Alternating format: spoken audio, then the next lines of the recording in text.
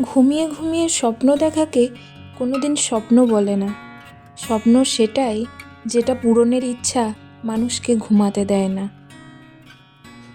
Welcome to my channel. আশা করি যে যেখানে আছেন সকলে খুব ভালো এবং সুস্থ আছেন। দিনটি ছিল 25 সেপ্টেম্বর 2024। আর আজকের জার্নিটা স্বপ্ন পূরণের জার্নি। দমদম এয়ারপোর্টে ফ্লাইটের ভিতর আমরা, আর বাইরে মুষলধারে বৃষ্টি। চেনা গণ্ডি, অভ্যস্ত জীবন, চেনা মানুষজন, চেনা রাস্তা, সব কিছুকে ফেলে পাড়ি দিচ্ছি এক অচেনা অজানা নতুন দেশে। আর সাথে নিয়েছি আমাদের ছোট্ট সংসারকে 4টে ট্রলির মধ্যে বন্দি করে। এই দিনের এই পরিস্থিতিটা আমাদের কাছে একদমই ইজি ছিল না। বরের কাজের সূত্রে প্রপার বাড়িতে হয়তো আমাদের থাকা হতো না, বাট প্রত্যেক উইকেন্ডে চেষ্টা করতাম বাড়ি ফেরার।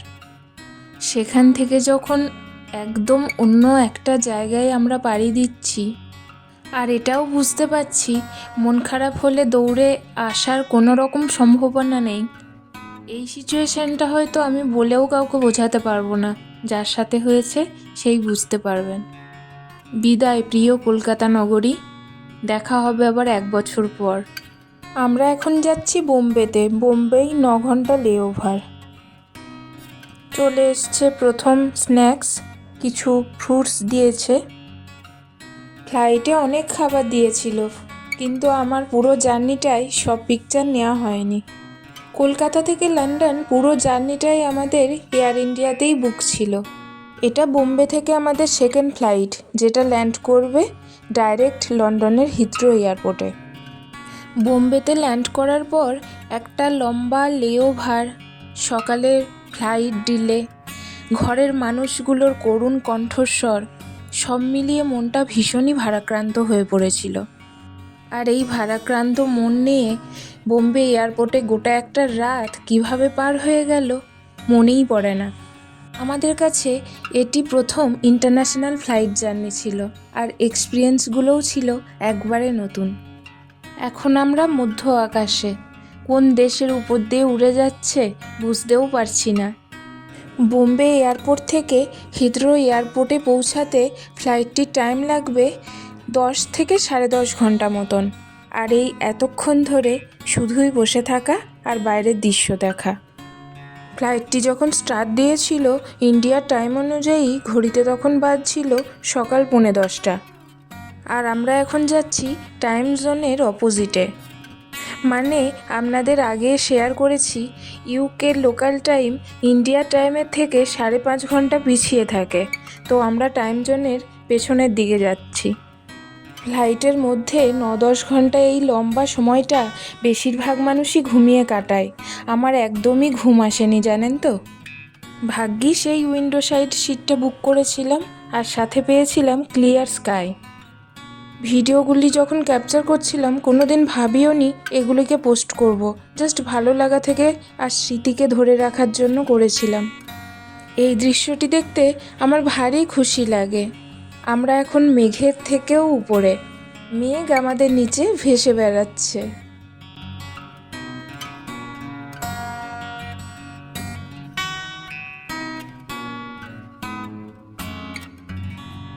আমার ভিডিও ক্লিক নেওয়া হয়নি, বাট বলে রাখি এই ইন্টারন্যাশনাল ফ্লাইট জার্নিগুলোতে দেয় অনেক অনেক খাবার।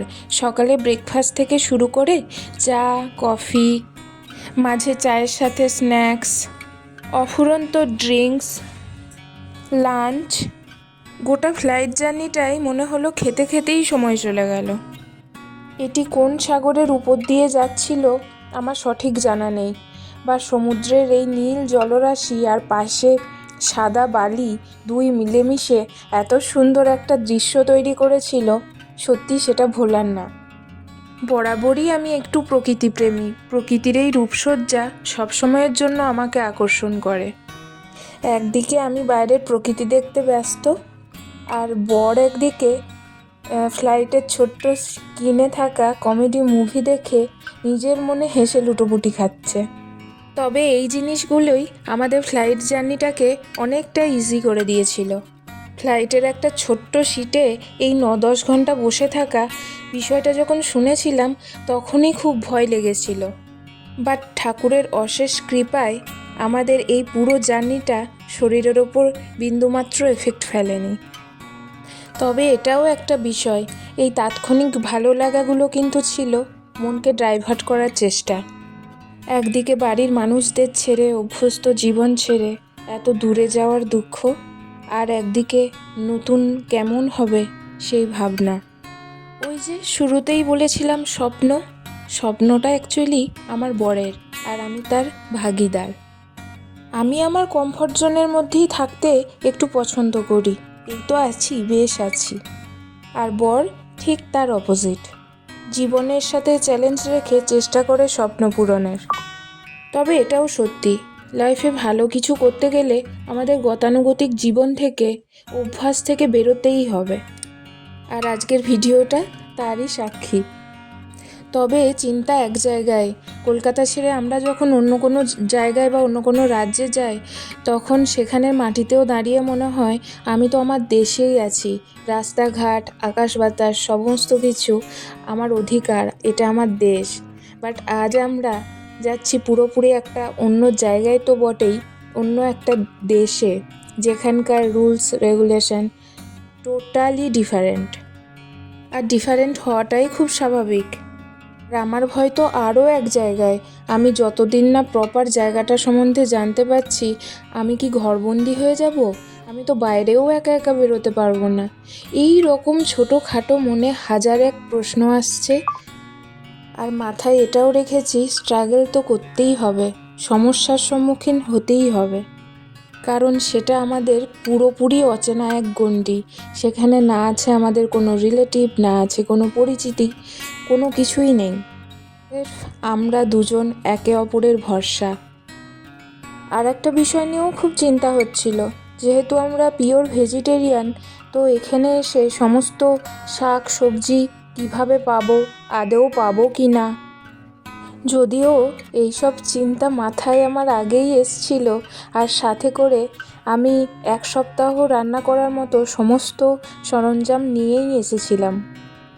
শুনতে হাস্যকর লাগলেও আমি তো বাড়ি থেকে কাঁচা লঙ্কা আর গাছের লেবুও নিয়ে এসেছিলাম, যাতে এতটা জার্নির পর অমৃতসম সেদ্ধ ভাতটা শান্তি করে খেতে পারি। দেখুন, গল্প করতে করতে আমরা হিথ্রো পৌঁছে গেছি। নিচের বড় বড় বিল্ডিং, রাস্তাঘাট পরিষ্কারভাবে দেখেই বুঝতে পারছেন যে আমরা অলরেডি পৌঁছে গেছি। বাট দুঃখ পেলাম অ্যানাউন্সমেন্ট শুনে, ব্যাড ওয়েদারের জন্য নাকি ফ্লাইট ল্যান্ড করতে পারছে না। এই এয়ারপোর্টের উপরেই আমাদের ফ্লাইটটা 30 থেকে 40 মিনিটস পুরো গোল গোল হয়ে ঘুরেছিল। আর বাইরে তাকালে বোঝাও যাচ্ছিল ওয়েদার খুবই খারাপ। বোম্বেতে যখন ফ্লাইট ছেড়েছিল তখনও ডিলে ছিল অনেকক্ষণ, এখন পৌঁছানোর পরও ডিলে। ইউকে লোকাল সময় অনুযায়ী আমাদের পৌঁছানোর কথা ছিল দুপুর 12টা নাগাদ, ঘড়িতে এখন বিকাল 5টা। আমাদের গন্তব্য আজকে যে জায়গাটায়, লন্ডন থেকে সেই জায়গাটা পৌঁছাতে গাড়িতে আরও 1.5 ঘন্টা সময় লাগবে।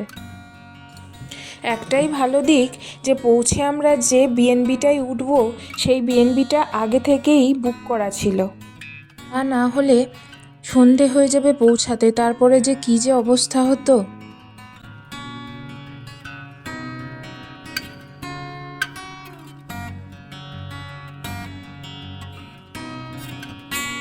বাইরের দিকে তাকিয়ে আমি তখন ভাবছিলাম, আমাদের জীবনও একটা পাখির মতো। কালকে কোথায় ছিলাম আর আজকে কোথায়, পৃথিবীর এক প্রান্ত থেকে অপর প্রান্তে। বাইরের সব দেশের মধ্যে লন্ডন আর আমেরিকা, এই দুটো নামের সাথে আমরা খুবই অভ্যস্ত।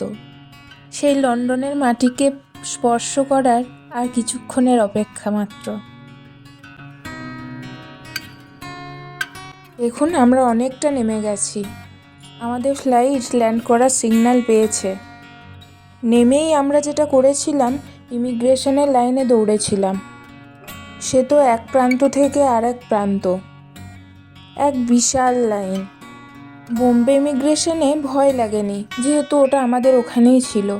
কিন্তু এখানে কি জিজ্ঞাসা করবে এটা নিয়ে খানিকটা ভয়ও ছিল। বাট ভিসা ক্যাটাগরি অনুযায়ী কিছুই জিজ্ঞাসা করেনি, জাস্ট ভিসাটা চেক করেই ছেড়ে দিয়েছিল। এই ল্যান্ডিংয়ের সময় উপর থেকে পুরো জায়গাটা এত সুন্দরভাবে দেখা যায়, অপূর্ব লাগে। ওয়েদারটা এত বাজে ছিল, সেই বাড়ি থেকে বেরিয়েছি তখন থেকে বৃষ্টি। বর্ধমানে বৃষ্টি, কলকাতায় বৃষ্টি, বোম্বেতে বৃষ্টি, এখন লন্ডনে ল্যান্ড করার সময়ও বৃষ্টি।